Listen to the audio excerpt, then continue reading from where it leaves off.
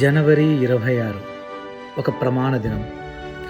జనవరి 26 క్యాలెండర్లో ఒక తేదీ కాదు, చరిత్ర గుండెల్లో చెరిగిపోని ప్రమాణం.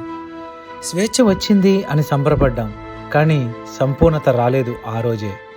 పాలన మన చేతుల్లోకి రావాల్సి ఉంది, అందుకే వచ్చింది ఈ గణతంత్ర వెలుగు.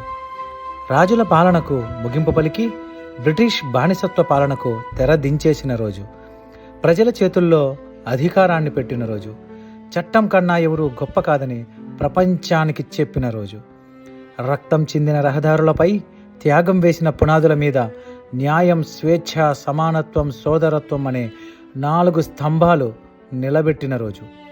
ఒక మనిషి కాదు పాలకుడు, ఒక వర్గం కాదు అధికారి. ఈ దేశంలో ప్రతి పౌరుడు ఈ రాజ్యానికి నిజమైన రాజు. గణతంత్రం అంటే జెండా ఊపడం మాత్రమే కాదు, హక్కులతో పాటు బాధ్యతను మోసుకోవడం, నిన్నటి త్యాగాన్ని మర్చిపోకుండా రేపటి భారతాన్ని నిర్మించడం.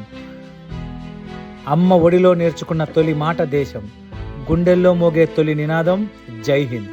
ఈ మట్టి కోసం ప్రాణం అర్పించిన ప్రతి వీర సైనికుడి స్వప్నమే ఈ గణతంత్రం. చేతులు కలిపి ప్రమాణం చేద్దాం, గర్వంగా ఎలుగెత్తి చెబుదాం, మన భారతం ఎప్పటికీ దేనికి తల వంచదు అని.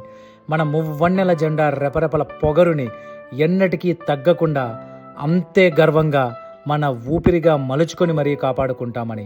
జయహో గణతంత్రం, జై జై జై జయహో భారతం. గణతంత్ర దినోత్సవ శుభాకాంక్షలు. మీ సూర్య.